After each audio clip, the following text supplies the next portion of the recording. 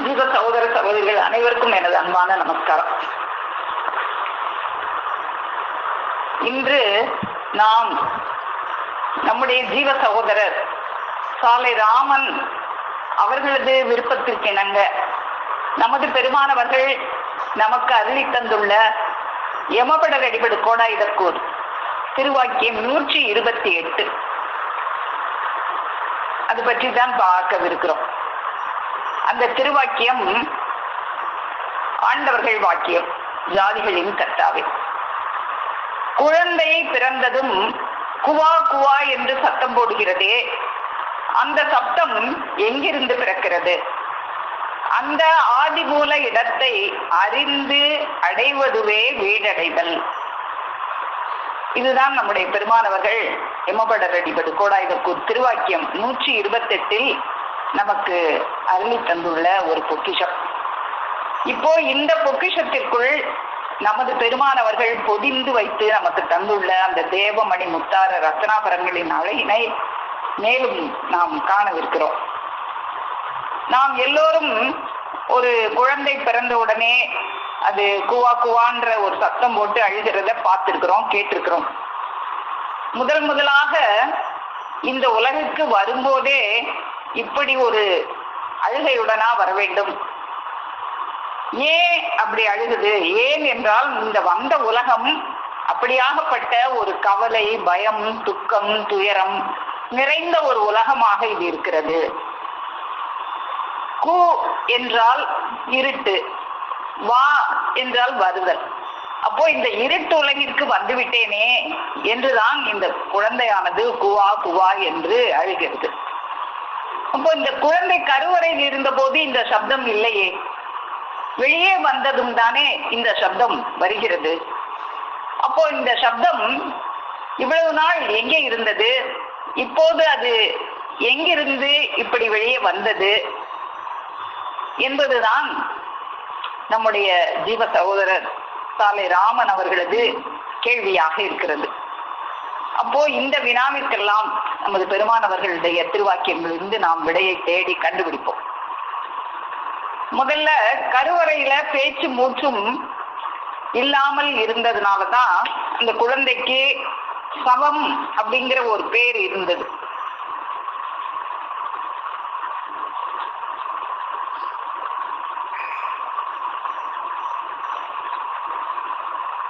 கருவறையில்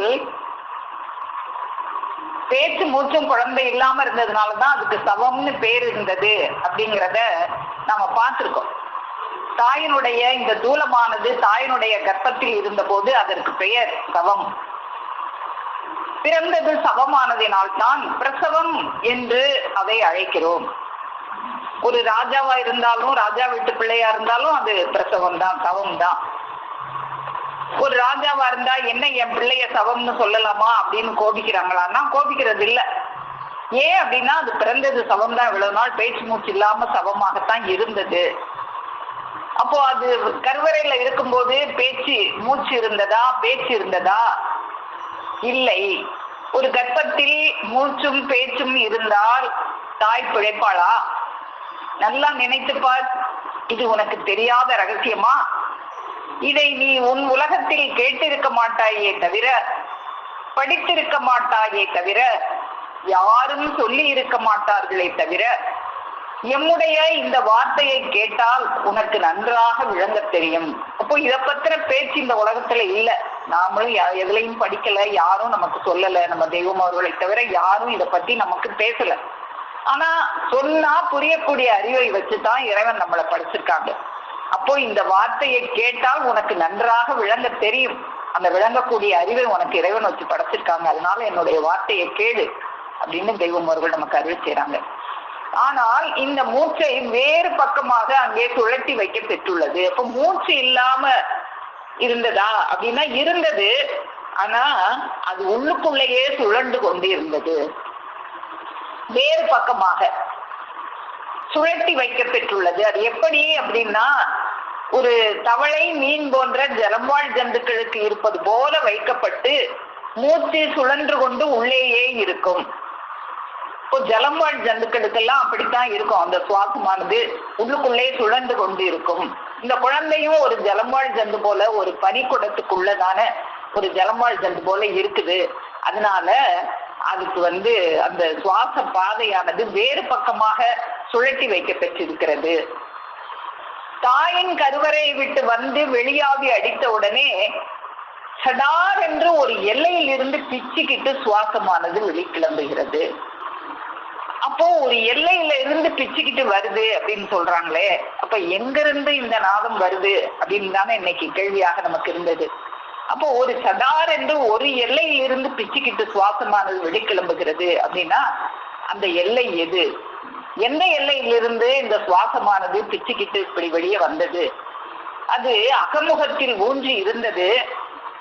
இன்று இந்த குழந்தையானது கருவறையை விட்டு வெளியே வந்த உடனே அது வெளியில் வீசப்பட்டு சப்தமும் வீறிட்டு எழுகிறது. அப்போ இந்த மூச்சும் சப்தமும் அகமுகத்துல இருந்ததுதான் இன்றைக்கு அது வெளியில வீறிட்டு வருகிறது. அப்போ இந்த அகமுகத்துல எந்த எல்லையில இருக்கணும்? ஒரு எல்லையில் இருந்து அப்படின்னு தெய்வமார்கள் நமக்கு அறிவு செஞ்சுட்டாங்க. சடார் என்று ஒரு எல்லையில் இருந்து பிச்சுக்கிட்டு வெளிக்கிளம்புகிறது. அப்போ அது எந்த எல்லை? எந்த எல்லையிலிருந்து அப்படி பிச்சுக்கிட்டு வெளிக்கிளம்புகிறது அப்படிங்கிறத நாம இன்னும் பார்க்கணும். அதுக்கு நம்முடைய பெருமான் அவர்கள் நமக்கு அருளி தந்துள்ள கோடாயுதக்கூர் திருவாக்கியம் 319க்கு போவோம். நம்ம எம்மபட அடிப்படை கோடாயுதக்கூர் திருவாக்கியம் 319 பக்கம் 316. இந்த தூல பிறப்பு எடுப்பதற்கு முன் கருவறையில் இருக்கும் போது உனக்கு உயிர் இருந்தது, ஆனால் மூச்சு இல்லை. உயிர் இருந்தது. உயிர் இல்லாம ஒரு குழந்தை ஒரு அணுவுல இருந்து இவ்வளவு ஒரு குழந்தை ஒரு மனித உருவாக வளர முடியுமா அப்படின்னா உயிர் இல்லாத வளர முடியாது. அதனால உயிர் இருந்தது, ஆனா மூச்சு இல்லை. அப்படி இருந்ததால் தான் மகா வல்லபமான 5 பொறிகள் முதலான சகல கருவிக்குலங்களும் சுமார் 5 மாத காலத்தில் பூத்து காய்த்து இந்த மனித ரூபம் எடுக்க முடிந்தது. அப்போ இந்த மூச்சானது உள்ள அடங்கி இருந்ததுனாலதான் இந்த மனித ரூபமே எடுக்க முடிஞ்சது அப்படின்னு தெய்வம் அவங்க அருளி செய்றாங்க. அதாவது நம்ம எப்பயுமே மூச்சை ஒரு நிமிஷம் தம் கட்டி அடக்குனாலே நமக்கு நிறைய வலு கிடைக்கும். ஒரு பெரிய பாரம் பழு தூக்குறவங்க அந்த பழுவை தூக்க முந்தி அப்படியே மூச்சை தம் கட்டி அடக்குவாங்க. அடக்கி அதுக்கப்புறம் தான் அந்த பழுவை தூக்குவாங்க.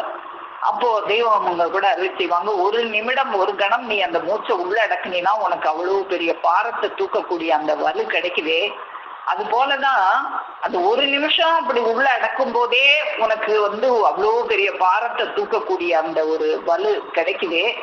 10 மாசம் உள்ள இந்த மூச்சு உள்ளடக்கி இருக்கும் போதுதான் அந்த வலிமை தான் இந்த தேகத்தை எல்லாம் பூத்து, இந்த கை கால்கள் முதலிய அங்கம் குலங்கள் எல்லாம் பூத்து காய்த்து இந்த மனித ரூபம் எடுக்க முடிகிறது.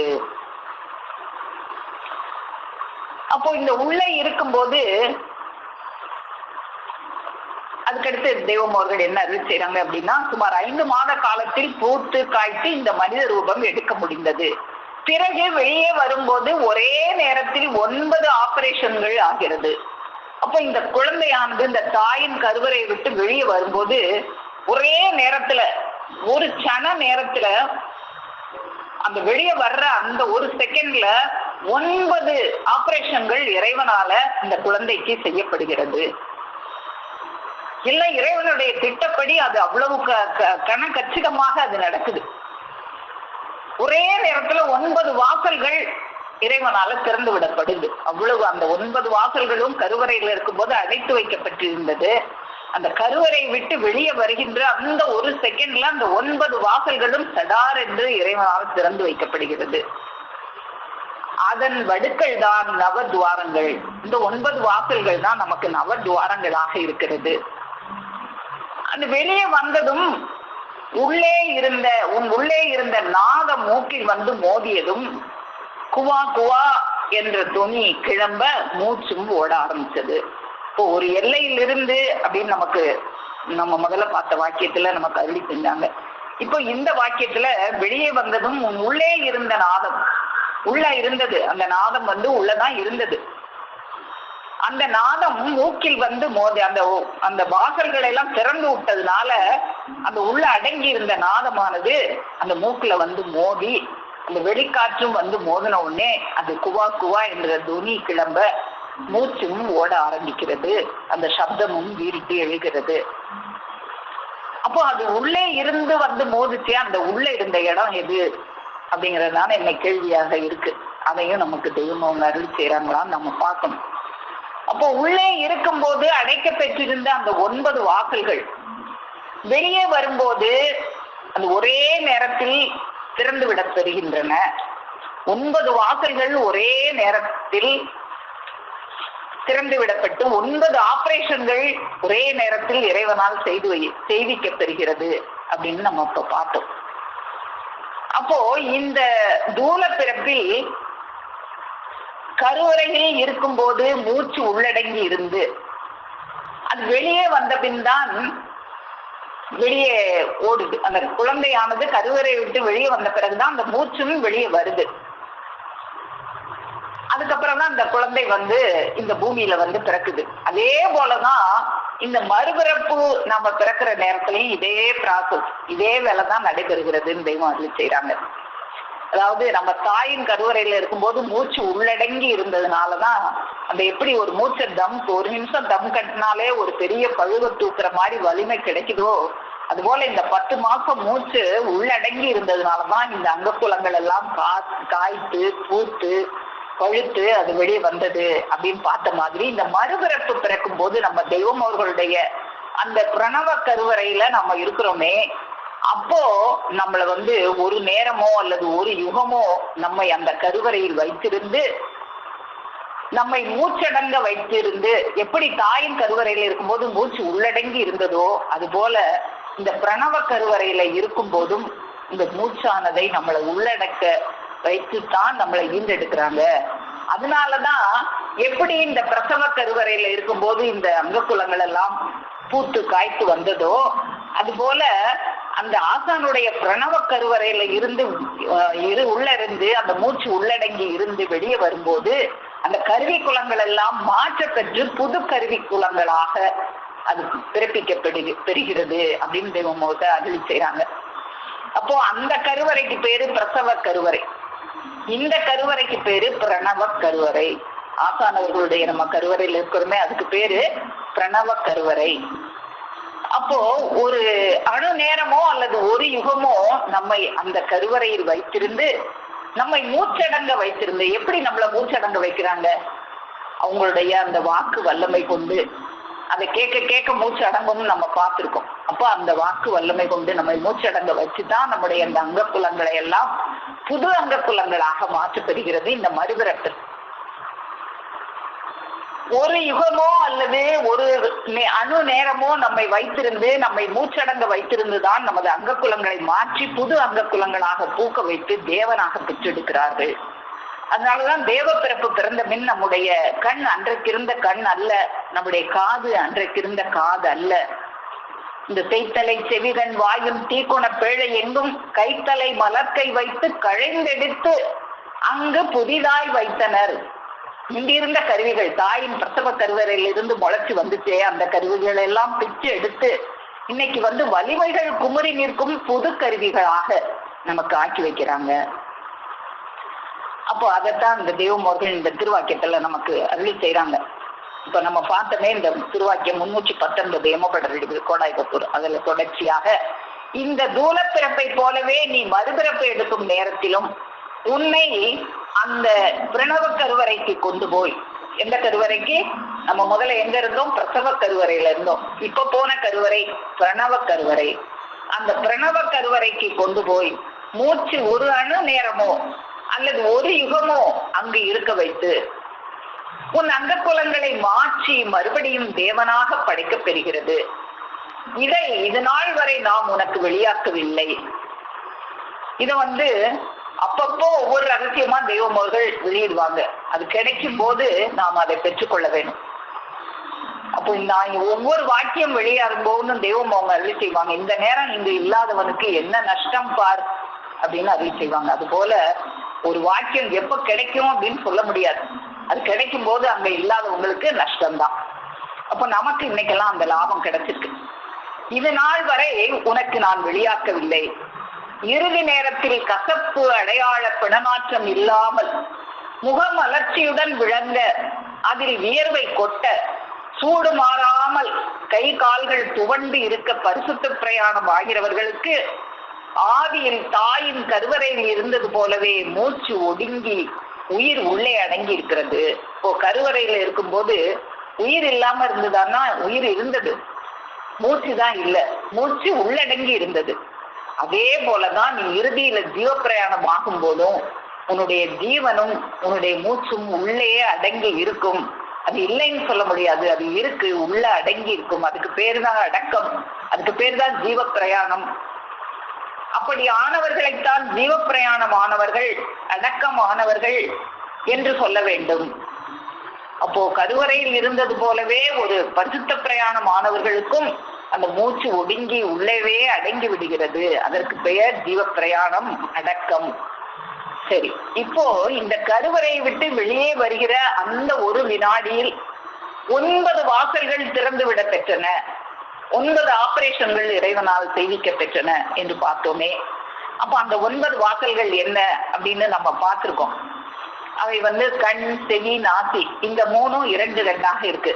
அப்போ 3 × 2 6, வாய் 1 7, அப்புறம் மலவாயல் ஜலவாயல், அப்போ 7 × 2 9 ஆகுது. அப்போ இந்த 9 வாசல்களும் திறக்க பெற்ற அதே நேரத்தில் இன்னொரு வாசலானது அடைக்க பெறுகிறது. ஒரே நேரத்துல 9 வாசல்ல திறந்து விடுற அந்த இறைவன் இன்னொரு வாசல அதே நேரத்துல அடைச்சிடுறாங்க. அது என்ன வாசல் அடைக்க பெறுகிற வாசல் அப்படின்னு நம்ம பார்க்கணும்.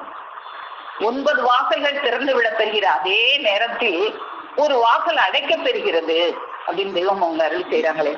அந்த அடைக்க பெற்ற வாசல் இவ்வளவு நாள் கருவறையில இருக்கும்போது இந்த 9 வாசல்களும் மூடி இருந்தது, அது வெளியே வரும்போது திறக்க பெற்றது. ஆனா இன்னொரு வாசல் கருவறையில இருக்கும்போது திறக்க பெற்று இருந்தது, அது வெளியே வரும்போது மூட பெற்று விட்டது.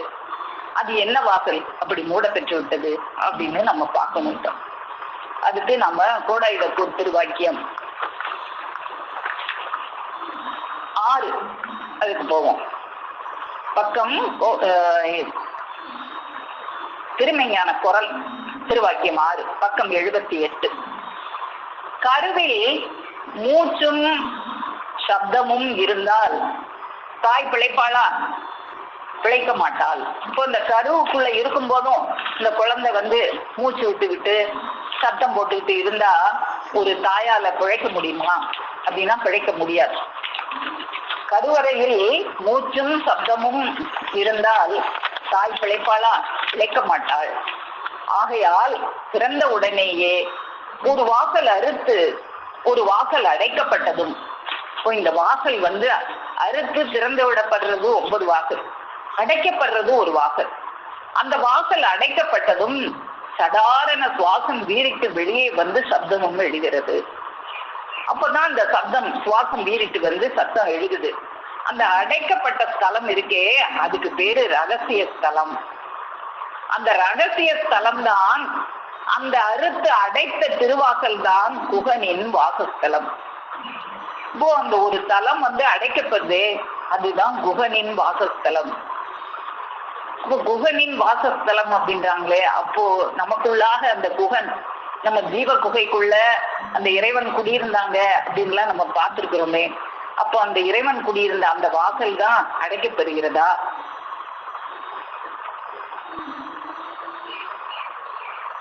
அந்த அறுத்தடைத்த திருவாசல் தான் குகனின் வாசஸ்தலம். அதன் பின்னர் தான் குழந்தைக்கு ஒரு பெயர் வைக்கிறோம். மூச்சும் பேச்சும் உண்டாகிவிட்டதால் சபம் என்ற பெயர் போய்விட்டது. சவமாக முன் இருந்தோம், இப்போது உயிர் பெற்று குழந்தையானோம். முதல்ல சவம்ன்ற பேர் இருந்தது. இந்த மூச்சும் பேச்சும் இந்த உயிர் உண்டானதற்கு அடையாளமாக மூச்சும் பேச்சும் வெளியே வந்தோடனே குழந்தை அப்படிங்கிற பேர் வந்துருச்சு. இப்போ வேற பிறவி எடுத்துட்டோம். அப்போ இந்த ரகசிய ஸ்தலம் அப்படின்றாங்களே, அந்த அறுத்தடைத்த திருவாசல் தான் குகனின் வாசஸ்தலம் அப்படின்னு நமக்கு அருள் செய்யறாங்களே. அப்போ அது எந்த குகன், அந்த இறைவன் நமக்குள்ளாக அப்ப அந்த ஜீவ குகைக்குள்ள குடியிருந்து அவங்க குடியிருந்த அந்த வாசல் திறந்து அந்த வாசல் மூலமா நம்ம அவங்கள பார்த்துக்கிட்டே இருந்தோமா கருவறைக்குள்ள இருக்கும்போது. அறுவகை சமயத்தோர்க்கும் அருமுக தெய்வமாகி தெரிதரு பிரம்மம் நான், தெரிதரு பிரம்மம் நான் என்று சின்மயிலேறி குருமுனி கருளி ஜீவ குவை தோறும் வீற்றிருந்த மறுவிலா குகனை போற்றி மாய்த்தனன் பிறவி எல்லாம். இந்த ஜீவ குகை தோறும் வீற்றிருந்தாங்களே அந்த மறுவிலா குகனாகி அந்த இறைவன், அதாவது ஜீவ குகைதோறும் வீற்றிருந்த மாசு மறுவில்லா குகனை போற்றி அல்லவா பிறவி மாய்த்தனன் என்று இச்செயலில் கூறியிருக்கிறது. இப்ப பிறவி மாய்க்கணும்னா இந்த ஜீவ குகைதோறும் வீற்றிருந்த மாசு மறுவில்லா குகனை போற்றித்தானே நாம பிறவியை மாய்க்க முடியும். அதை விட்டுட்டு கல்லிலோ செம்பிலோ மண்ணிலோ ஆகாயத்திலோ சந்திரனிலோ சூரியனிலோ அல்ல அந்த குகன் வீற்றிருப்பது. அந்த குகன் இங்கே இல்லாம வீற்றிருக்கிறாங்க அல்ல, மனுவின் ஜீவ குகையில் தான் அவன் வீற்றிருக்கின்றான். ஆகவே அத்தெய்வம் நம்மோடு பேசும் அல்லவா, பார்க்கும் அல்லவா, கேட்கும் அல்லவா, எதையும் தன் கையிலே பிடிக்கும் அல்லவா, இப்படியே எல்லா வேலைகளையும் செய்யும் அல்லவா அந்த மறுவிலா குகன். ஆம், அப்போ அந்த மறுவிலா குகன் நம்ம கூட பேசிக்கிட்டு நம்மள கூட சிரிச்சு பேசிக்கிட்டு விளையாண்டுக்கிட்டு அந்த கருவறையில அவங்க இருந்த அந்த வாசல் திறக்கப்பட்டு தான் இருந்தது.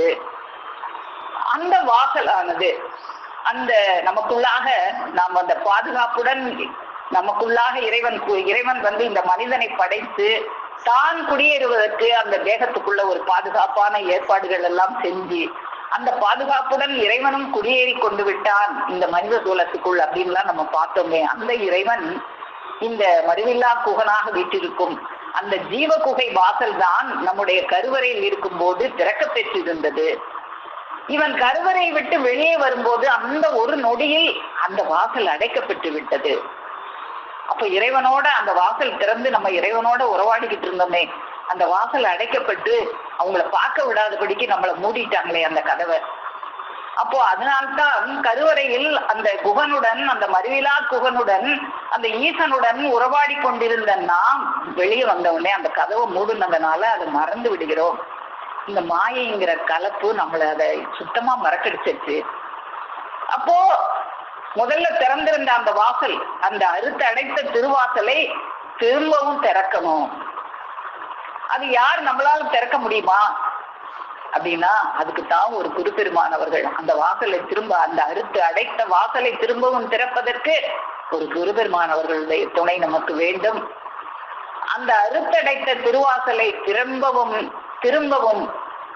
திறப்பதற்கு தன் அஞ்சனசலாகையால் அதை திறப்பவரே குரு அப்படின்னு தெய்வம் அவர்கள் நமக்கு அருளி செய்றாங்க. கோடாயுதக்கூர் திருவாக்கியம் 200 பக்கம் 229 திருவாக்கியம் 280 கோடாயுதக்கூர் திருவாக்கியம் 280 பக்கம் 229 230 இருக்கு. நம்ம அதை பார்ப்போம். மனித ஒரு இறைவன் திருக்கோலமே, ரகசியத்தில் அவனது உருவே. அப்போ அந்த மனிதனை இறைவன் தன்னுடைய சாயல்ல தான் படைச்சாங்க. அதனால அது இறைவனுடைய திருக்கோலமாகத்தான் நம்முடைய கோலம் இருக்கிறது. இந்த உடம்பு ஆலயத்துள் அவனை தவிர வேறு ஒன்றும் இல்லை. அவனை சந்திப்பதே நம் முதல் வேலை. அப்போ நமக்குள்ளாக இறைவன் குடியிருக்காங்க. அவங்க கூட தான் நம்ம கருவறையில இருக்கும்போது அந்த வாசல் திறக்கப்பட்டு நாம அவங்களோட உறவாடிக்கிட்டு இருக்கோம். இப்போ வெளியே வந்துட்டோமே, அந்த வாசல் அடைக்கப்பட்டு விட்டதே. இப்ப திரும்பவும் அதை திறந்து அந்த வாசலுக்குள்ளாக நுழைஞ்சு நம்ம அவங்கள பார்க்கணுமே, அவங்கள சந்திக்கணுமே. அவனை சந்திப்பதே நம் முதல் வேலையாக இருக்கணுமே. இதுதானே ஒரு மனிதனுக்கு ஒரு கடமையாக இருக்கு. நாம் சுமக்க முடியாததை இறைவன் நம்மேல் சுமத்த மாட்டான். அவனை சந்திக்காமல் பராக்காக இருந்து விட்டால் இறுதியில் நிச்சயம் கஷ்டமாய் முடியும். அப்போ இந்த கடமை, அவனை சந்திக்கணுங்கிறதுதான் உனக்கு கடமையாக இருக்கு. அந்த கடமையை நீ செய்யல அப்படின்னா உனக்கு இறுதியில கஷ்டம் வந்துடும். இறைவன் திருச்சந்நிதி அடைய அவரவர் கையிலேயே அதற்கான முதல் இருக்கிறது. அதுக்கு அதை அடையிறதுக்கு ஒரு முதல் வேணும். எது ஒன்னையும் சம்பாதிக்கிறதுனால ஒரு முதல் இருந்தா தானே சம்பாதிக்க முடியும். அப்போ இந்த முதலை, இந்த ஈசனாகிய முதலை நாம் அடைவதற்கு ஒரு முதல் நமக்கு கொடுத்திருக்காங்க. அந்த முதல் என்ன அப்படின்னா அதுதான் இவனுடைய யதார்த்த மனம் என்னும் அன்பு கொண்ட வாசல்.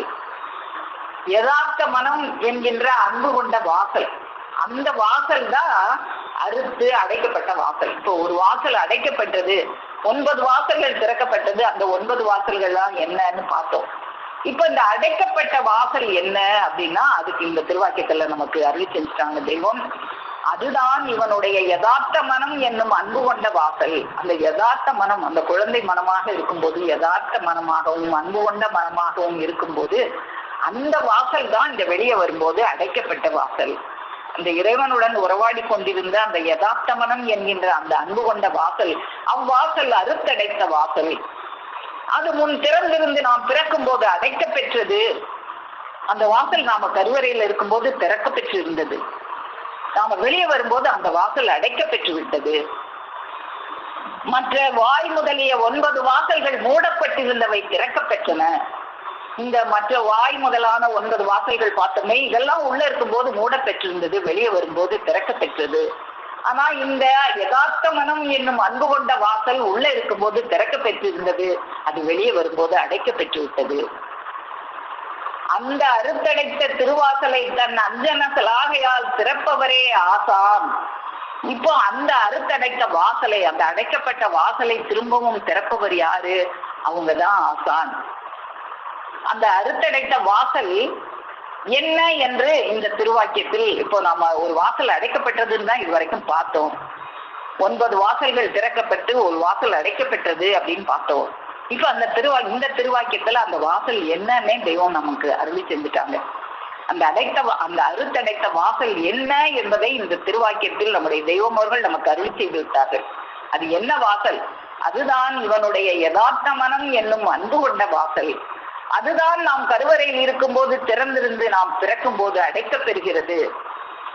அப்போ இந்த மனிதனுடைய யதார்த்த மனம் என்கிற அந்த அன்பு கொண்ட வாசல், அந்த வாசல் கதவை திறந்து வைத்து நாம ஈசனுடன் ஒன்றாக இருந்த அந்த குழந்தையை அந்த தாயின் கருவறையில் இருக்கும்போது இந்த யதார்த்த மனம் என்கின்ற அன்பு கொண்ட வாசலை திறந்து வச்சு அந்த ஈசனோட உறவாடிக்கிட்டு அந்த குழந்தை இருந்துச்சு.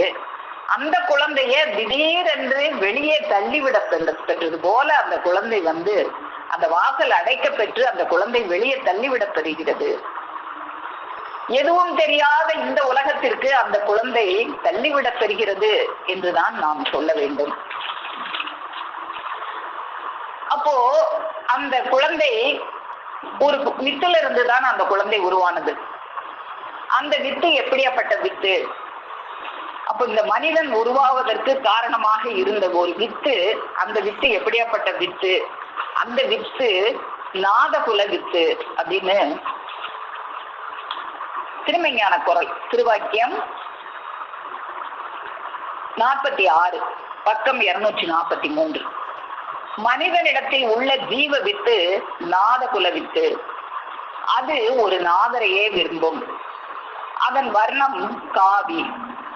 ஆதியிலே உன் தந்தையின் சுக்லாம்பர நாட்டில் அது ஒரு தூசி அளவாக இருந்தது. அது தன்னுடைய அந்த மூலவள நாடு விட்டு புறப்பட்ட போது 5 சக்திகளை தன்னோடு கொண்டு வந்து தாய் கருவறையில் புகுந்தது. பிறகு தினம் தினம் வளர்ந்து உருவெடுத்து வெளிவந்து இன்று இவ்வளவு சக்தியோடு விளங்குகிறது. இப்போ இந்த நாதகுல வித்து தான் தந்தையினுடைய சுக்லாம்பர நாட்டுல இருக்கும்போது ஒரு தூசி அளவாக இருந்து அது அந்த மூலவள நாடு விட்டு புறப்பட்ட போது அது 5 சக்திகளை தன்னோடு கொண்டு வந்து ஒரு தாயின் கருவறைக்குள்ள புகுந்து அங்க மூச்சை உள்ளடக்கி வச்சிருந்து தினம் தினம் வளர்ந்து உருவெடுத்து அந்த கை கால் முதலான அங்கங்கள் எல்லாம் பூத்து காய்த்து வெளிவந்து இன்று இவ்வளவு சக்தியோடு விளங்குகிறது. அப்போ இந்த மனிதனுடைய வித்து மட்டும்தான் ஒரு நாதகுல வித்தாக இருக்கிறது. மற்ற எந்த ஒரு ஜீவராசியும் வித்தும் நாதகுல வித்து அல்ல. மற்ற எந்த உயிரினம் தோன்றி வருகிற வித்தும் நாதகுல வித்து அல்ல. அப்போ அந்த நாதகுல வித்தில் இருந்துதான் அந்த தந்தையின் சுக்லாம்பர நாட்டில் இருந்து புறப்படும் போதே அந்த நாதகுல வித்தானது அதனுடன் அந்த களிமா பொருளும் அந்த கருக்கூடகத்துக்கு சேர்ந்தே வந்தது அப்படிங்கறதெல்லாம் நம்ம பார்த்திருக்கோம். அதாவது அந்த களிமா பொருளும் அந்த காணு விந்துவினி கூடவே வந்து கருக்கூடகத்துக்குள்ளே இப்படி இந்த நாதரையே விரும்பும் ஒரு நாதகுல வித்து. அது நாதகுல வித்து, அதனால அது ஒரு நாதரையே விரும்பும். அப்போ இந்த நாதகுல வித்தும் அது விரும்புகின்ற அந்த நாதரும் இணைந்தே கருக்கூடகத்தில் இருந்து இப்போது அந்த குழந்தை கருவறை விட்டு வெளியே வரும்போது அந்த இறைவனை காணும் அந்த வாசல் கதவானது அடைக்க பெற்றதும் அதே நேரத்தில் மற்ற 9 வாசல்கள் திறக்க பெற்றதும் இந்த குழந்தைக்கு வெளியாகி அடித்தவுடனே அகமுகத்தில் அந்த வித்திற்குள், அந்த நாதகுல வித்திற்குள்ளதான் நாதம் பொதிந்து இருந்தது. அந்த வித்திற்குள் ஊன்றி இருந்த நாதமானது வெளிக்கிளம்பி மூச்சும் சப்தமும் வீறிட்டு எழுகிறது. அது கிளம்பி வரும் எல்லை இப்போ எங்க இருந்து கிளம்பி வருது அப்படின்னு நம்மளுக்கு தெரியாம இருந்தது. இப்ப அதையும் நம்ம தெய்வம் அவர்கள் அது செஞ்சுட்டாங்க. அது கிளம்பி வரும் எல்லை அந்த நாதமும் அந்த நாதரும் கலந்து மகிழ்ந்திருந்த ஜீவ மூல வளநாடு, அந்த ஜீவனாகிய அந்த மூல வளநாடுதான். அங்கதான் இந்த நாதம் பொதிஞ்சிருந்தது. அந்த நாடுதான் இவனுடைய ஜீவனாக, உயிராக, களிமா பொருளாக அது இருந்தது. அதனாலதான் தெய்வமோகன் நமக்கு நிறைய வாக்கியம் உள்ள சப்தமாகிய உயிரை அப்படின்னு அருள் செய்வாங்க. இவனுக்கு சப்தம், இந்த உயிர் ஜீவன் உண்டானதற்கு அடையாளமாக மூச்சும் சப்தமும் வெளியே வந்தது. அப்போ அந்த உயிராக, களிமா பொருளாக, பிரணவமாக அதுதான் இருந்தது. இப்போ இந்த கோடாயிரக்கு திருவாக்கியம் 128 தானே நமக்கு இன்னைக்கு அந்த கேள்வி பிறந்தது. நம்முடைய ஜீவ சகோதரர் சாலை ராமன் அவர்களுக்கு அந்த கோடாயிரக்கு திருவாக்கியம் 128 நம்ம திரும்ப பார்ப்போம். ஒரு குழந்தை பிறந்ததும் குவா குவா என்று சத்தம் போடுகிறதே, அந்த சப்தம் எங்கிருந்து பிறக்கிறது என்ற வினாவிற்கான விடையை நாம இப்போ தெரிந்து கொண்டு விட்டோம். இப்போ அதுல இன்னும் அடுத்து என்ன வருதுன்னா, அந்த ஆதி மூல இடத்தை அறிந்து அடைவதுவே வீடடைதல். முதல்ல அந்த ஆதி மூல இடம் எங்க இருந்து அந்த நாதம் வருதுங்கிறத அறியணும். அதை நாம இப்ப அறிஞ்சிட்டோம். அந்த ஜீவன்ல இருந்து அது வெளியே வருது, அதை அடையணும். அதை திரும்ப அடைவது, அறிந்து அடைவதுவே வீடடைதல்.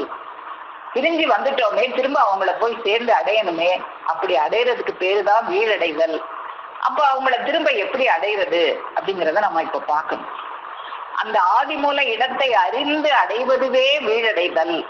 இடத்தை அறிந்தோம், பட் ஆனால் அடைவது எப்படி? அடைகிற அந்த வாசல் தான் அடைக்க பெற்று விட்டதே, அதை எப்படி திறக்கிறது? அந்த அடைத்த வாசலை திறந்து அதனுள் நம்மை அழைத்து போக ஒரு மெய் ஆசானவர்களுடைய துணை நமக்கு வேண்டும்.